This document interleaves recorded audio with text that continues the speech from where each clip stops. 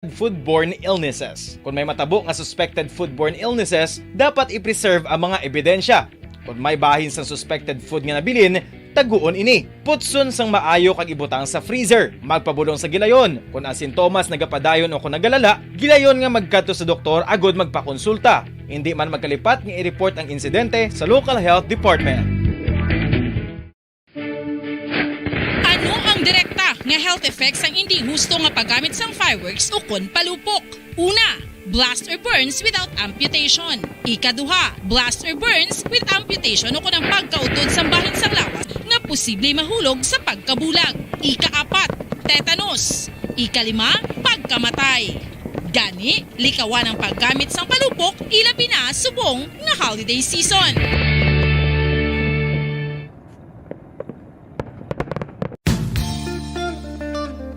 Isa ka bala sa mahinuptanan nga ido, mangin responsable nga dog owner. Bilang nagapanag-iya sang ido, sa garagat ang imo ido. Rabies is preventable.